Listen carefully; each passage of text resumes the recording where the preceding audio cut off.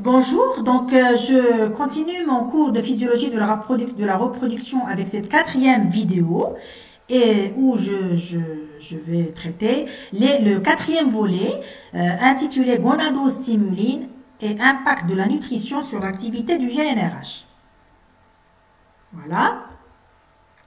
Les gonadotropines hypophysaires, donc on a les hormones hypophysaires et on va voir la relation structure-activité de ces gonadotropines, les sécrétions pulsatiles et le rôle physiologique. Voilà. Donc juste pour situer un peu l'hypothalamus de façon schématique et l'hypophyse au niveau à la base du cerveau, ici on a l'hypophyse qui contient l'hypophyse antérieure, on a deux lobes dans l'hypophyse antérieure nommée adéno-hypophyse et l'hypophyse postérieure nommée post-hypophyse ou neuro-hypophyse. L'adéno-hypophyse libère un certain nombre d'hormones, d'accord, qui régulent la croissance, la reproduction, le métabolisme, l'homéostasie. Alors, on cite quelques-uns. On a la TSH, thyroïde stimulating hormone, la thyrotropine, la corticotropine, ASTTH, l'hormone de croissance, la GH, la prolactine, et donc, mais surtout, on va voir les hormones qui influencent la reproduction, qui participent dans la reproduction, la prolactine aussi, mais surtout aujourd'hui, on va voir la FSH et la LH, les hormones gonadotropes. Alors, d'abord, la LH, elle a une sécrétion pulsatile, d'accord? Qu'est-ce que ça veut dire pulsatile? Sous forme de pulse, de pic, de petits pics, d'accord, ou grands pics, pulsatile. Dans le temps, on a mesuré ça chez la brebis, ça c'est un schéma, d'accord, chez la brebis, et on a mesuré le nombre de pics, le nombre de pulses, le nombre de sécrétions. Les sécrétions se font par pic, donc, et chaque pic, il a une fréquence et une amplitude, d'accord, c'est-à-dire la sécrétion, elle a une fréquence, les paramètres, la sécrétion, elle a une fréquence, c'est le nombre de pics par unité de temps, ici c'est la base de temps, d'accord? Et l'amplitude, c'est la concentration. Voilà. Mesurée en nanogrammes par millilitre. Ici. OK. Voilà. Alors, on va voir un peu ces pulses. Quelle est leur signification? Eh bien, il y a des variations de fréquence des pulses de LH à des moments de l'activité de la reproduction. Par exemple, la fréquence, elle est élevée pendant l'ovulation et pendant la puberté, et elle est faible lors de l'anœstrus. D'accord? La fréquence des pulses de LH, c'est le code pour l'activité biologique de la reproduction. C'est l'élément clé déterminant l'activité de reproduction. Ici, on voit le profil de LH au cours du cycle. Et on va voir cette pulsatilité de LH, d'accord? Comment elle gère les phénomènes donc au niveau du cycle. Alors ici, c'est l'exemple de la brebis. Dans ce graphique, on représente trois courbes. La courbe rouge, c'est la courbe de la LH, de sécrétion de la LH. Ici, on a les concentrations et ici, les jours du cycle, d'accord? On a aussi la courbe de la FSH et la courbe de la prolactine. Les trois hormones sont sécrétées de façon pulsatile au niveau de l'antéhypophyse. La durée du cycle de la brebis, c'est 17 jours. La brebis, 17 jours pour la durée du cycle. Ici, on a représenté, là, c'est au niveau de l'ovulation, au moment de l'ovulation. D'accord? C'est le jour 0. Puis après, un autre cycle qui démarre, donc une autre ovulation ici. C'est un autre cycle. OK? Et voilà.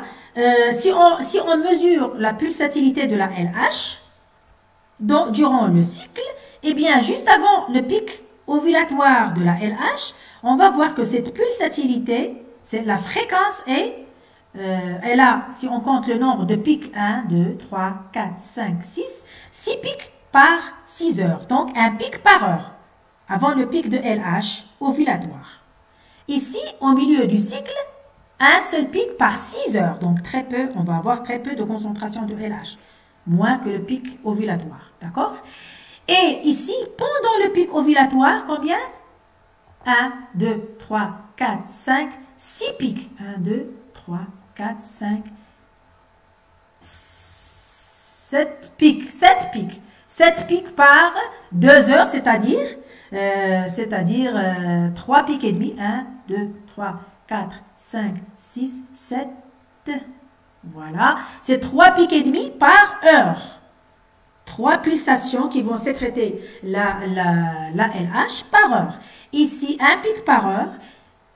D'accord? Et ici, un pic aux 6 heures. Et donc, les concentrations ne sont pas les mêmes. Ça prend une grande concentration au niveau du pic ovulatoire de la LH. Voilà. Maintenant, les gonadolibérines hypothalamiques, à savoir donc le GnRH, on va voir le rôle physiologique et la régulation de la sécrétion du couple GnRH-LH. Bon, juste encore pour situer l'hypothalamus et l'hypophyse. Les hormones hypothalamiques contrôlent la sécrétion adéno-hypophysaire. Leur nomenclature, on a des hormones qui vont stimuler, donc ils sont appelés, le nom se termine par RH, donc relésine hormone, ce sont les libérines qui stimulent au niveau hypophysaire les sécrétions hormonales, d'accord? Et on a des hormones qui inhibitine hormones, ce sont des statines. Alors si on prend ceux qui stimulent, on prend l'exemple du GnRH, gonadotropine, relésine hormone. Les gonadotropines, relésine hormone, c'est une gonadolibérine qui stimule la sécrétion de FSH et de LH. Le GnRH, quel est son rôle physiologique? C'est un modulateur essentiel de la sécrétion de la LH. Il maintient aussi un niveau suffisant de sécrétion de FSH. Bien sûr, sécrétion pulsatile. Il est détecté dans le son hypophysaire ou porte hypothalamo-hypophysaire. Le système porte hypothalamo-hypophysaire, là on va trouver le GnRH. La fréquence des pulses du GnRH, c'est l'élément clé déterminant de l'activité de reproduction, c'est ce qu'on a vu tout à l'heure. Ici, je représente le neurone à GnRH, d'accord? Voilà, un autre neurone à GnRH, un autre neurone, et on va voir quelles sont les afférences des autres neurones au niveau du GnRH, d'accord? Qui vont faire d'autres neurones qui vont faire synapse avec le corps cellulaire du neurone à GnRH, d'accord? On a plusieurs neurones qui font synapse. Donc, à savoir le neurone à bêta-endorphine, à neurotensine, au GABA-aminobutyrique, au neuropeptide Y, le neurone à la substance P, le neurone au CRF, donc le corticotropine relésine factor, le neurone ACTH, adrénocorticotropine hormone, d'accord? Là, l'hormone à 5-hydroxytryptamine, c'est-à-dire le neurone à sérotonine, le neurone à noradrénaline et à la dopamine, etc. Donc, quand on dit neurone à bêta-endorphine, c'est-à-dire le neurotransmetteur de ce neurone s'appelle le bêta-endorphine. Voilà, et ainsi de suite. Il y a un autre neurone qui contrôle l'activité du GnRH, qui influence l'activité du GnRH, le neurone à kispeptine, nommé aussi neurone KISS. Eh bien, on va voir la régulation de la sécrétion du couple GnRH-LH gérée par la kispeptine. D'accord? Le kispeptine, c'est un peptide hypothalamique dont le gène est le gène KIS1. Il stimule le GnRH via son récepteur GPR54. Il est impliqué dans toutes les étapes de la vie reproductive. D'accord? De ce kispeptine. Ce neurone à kispeptine, donc le peptide kispeptide, d'accord? Ici, je représente schématiquement au niveau hypothalamique le noyau entéroventral périventriculaire et le noyau arqué, voilà. Et de ces deux noyaux partent les neurones KISS, à kispeptine, voilà, qui sont stimulateurs, ils font synapse au niveau du neurone à GnRH, ils stimulent l'activité du GnRH, d'accord, qui stimule par la même occasion la glande pituitaire, donc la glande pituitaire, c'est l'hypophyse, l'antéhypophyse, on a l'antéhypophyse qui va sécréter donc la LH et la FSH, d'accord. On a des rétrocontrôles, soit un rétrocontrôle négatif chez le mâle et la femelle, soit un rétrocontrôle positif chez la femelle seulement, donc un feedback positif au niveau de la VPV, et ici chez les deux sexes au niveau du noyau arqué. D'accord? Ces rétrocontrôles viennent des hormones sexuelles, des hormones stéroïdes sexuelles, à savoir l'œstradiol, la progestérone et la testostérone, qui vont avoir un rétrocontrôle négatif au niveau du noyau arqué, ou un rétrocontrôle positif au niveau de la VPV. D'accord? Et donc, ils vont contrôler le neurone KISS et par la même occasion, indirectement, l'activité du neurone GNRH. Donc, soit ils vont potentialiser ou amplifier la stimulation donc faite par ou qui a lieu par le neurone KISS au niveau du GNRH, soit ils vont freiner. Donc ici, ça accélère cette stimulation ou ça potentialise la stimulation, et ici, ça freine la stimulation du neurone KISS, d'accord, au niveau du noyau arché. Voilà. Alors maintenant, on va voir les facteurs de l'environnement qui vont intervenir dans la régulation de la sécrétion du GNRH. D'accord? Donc le GNRH, bien sûr, ici on représente l'axe gonadotrope, GNRH, les gonadotropines et les gonades. Alors on a le premier facteur de l'environnement, c'est la photopériode. On a aussi le facteur nutritionnel. On a les informations sensorielles, donc qui se manifestent par le bruit, les odeurs, les phéromones, etc. Et donc ça influence l'activité du GNRH. On a le stress qui influence également l'activité du GNRH et les conditions climatiques, les facteurs climatiques. Alors les facteurs de l'environnement tels que la température, d'accord? Alors ici quand on parle de facteurs climatiques, surtout on parle de température. La photopériode, la nutrition, ces trois facteurs influencent la reproduction. Voilà. Alors, on va voir ce facteur nutritionnel et la régulation de la sécrétion du GNRH. Donc, on va voir cet impact de la nutrition sur l'activité du GNRH. Les différentes composantes de l'équilibre nutritionnel influencent de façon importante. Qu'est-ce que ça influence? Ça influence les grandes étapes de la reproduction. Une influence importante et variée selon l'espèce, bien sûr, et au niveau des grandes étapes de la reproduction, telles que le déclenchement de la puberté, la fertilité, l'ovulation, la conception, le bon déroulement de la gestation, etc. Voilà.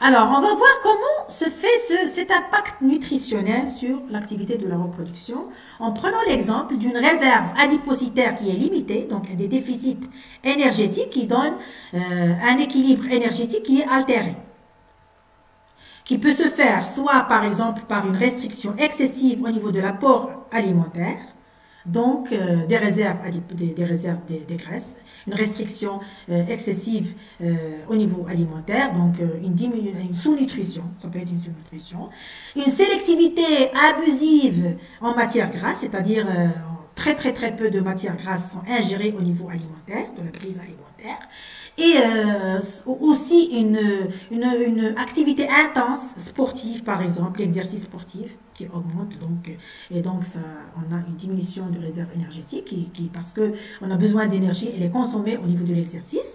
Aussi une augmentation, une forte augmentation de stress. Tout ça, ça donne un équilibre énergétique altéré qui diminue le métabolisme de base et donc qui agit au niveau du GNRH en diminuant la sécrétion du GNRH, et donc ça influence au niveau hypophysaire la sécrétion de LH et de FSH, et surtout une forte diminution de la sécrétion de LH. Il y a aussi cet équilibre énergétique altéré, donc on a une diminution au niveau du sang d'acide gras, de glucose, d'insuline, de leptine, d'accord, et aussi l'intervention de neurohormones, d'accord, tels que le CRH, le NPY et le noradrénaline. Voilà. Alors, on va dans cette diapositive voir la balance énergétique, soit positive, soit négative, et la croissance folliculaire. Premier volet. Et deuxième volet, ici c'est la croissance des follicules, et ici la croissance du corps jaune, l'activité du corps jaune, donc l'activité lutérale. D'abord, la croissance folliculaire. Donc, une balance énergétique positive, qu'est-ce que ça fait? Une diminution du nombre de petits follicules. Ces petits follicules commencent à une croissance, c'est-à-dire que la croissance est activée, stimulée par cette balance énergétique qui est positive, et donc on a une augmentation de follicules de grande taille, c'est-à-dire tous les petits follicules de petite taille, les follicules de petite taille subissent une croissance importante et donnent les follicules de grande taille, d'accord? Et donc on n'a plus de petits follicules, presque plus de petits follicules, c'est-à-dire les follicules de petite taille, voilà. Alors, une balance énergétique positive, qu'est-ce que ça fait? À ce moment-là, une sélection et la croissance folliculaire qui est stimulée, et donc, ça donne l'ovulation. Autrement dit, la balance énergétique positive stimule l'ovulation. D'accord? Au contraire, la balance énergétique négative, elle va agir négativement sur les stades terminaux de croissance folliculaire, et donc, agirait aussi sur l'ovulation. Une balance énergétique et son rapport avec l'activité lutéale, quand elle est positive, elle stimule la production de progestérone et donc on a l'apparition de la première phase d'activité lutéale. D'accord? Donc, elle stimule l'activité du corps jeune en stimulant la sécrétion de progestérone. Une sous-nutrition, donc une balance énergétique négative, qu'est-ce qu'elle fait? Elle permet l'allongement, elle va donc provoquer l'allongement d'intervalles entre le veulage. Le veulage, c'est la mise bas chez la vache. Donc, elle va mettre son petit veau, on appelle ça veulage. Le veulage est la première ovulation, c'est-à-dire entre le veulage et la première ovulation, c'est la période de postpartum. C'est la période qui suit la parturition. Et donc, il y a un anestrus pendant cette période-là. Alors, quand il y a une sous-nutrition, eh bien, cette période d'anestrus, d'accord, elle est allongée. Voilà. Donc, ça joue négativement sur la reprise de la cyclicité chez la vache. C'est la reprise du cycle chez la vache. Interaction, nutrition et reproduction. D'accord? Eh bien, on va parler de deux facteurs. Donc, on a la leptine et les nutriments endogènes, particulièrement aussi il y a les nutriments exogènes. Alors, d'abord, la leptine, c'est l'hormone de la satiété. Et donc, c'est une hormone peptidique qui régule les réserves de graisse dans le corps et l'appétit en contrôlant la sensation de satiété. Donc, satiété, c'est le fait de se sentir rassasié, d'accord? La sensation de satiété. Donc, elle est contrôlée par la leptine. La leptine, c'est une hormone anorexigène, d'accord? Contrairement aux hormones orexigènes, comme la gréline et le cortisol. La leptine stimule au niveau hypothalamique la sécrétion du GnRH et donc, vous connaissez la suite, et donc ça stimule au niveau hypophysaire les gonadotropines qui agissent au niveau des gonades et on va bien sûr arriver à ce niveau-là, donc les rétrocontrôles que vous connaissez maintenant qu'on en a parlé depuis le début du cours. Alors, il y a aussi les nutriments endogènes qui peuvent agir directement sur l'hypothalamus et donc la même cascade, d'accord? Ou alors indirectement via les hormones du métabolisme, tels que l'insuline et le facteur de croissance insulinique type 1, d'accord? Donc, qui peuvent agir directement sur l'hypothalamus ou sur l'hypothalamus ou sur l'hypophyse ou sur les gonades aussi, peuvent aussi agir indirectement aussi sur les gonades. Voilà. Donc, avec ces derniers messages, je termine ma 4e vidéo et je vous remercie.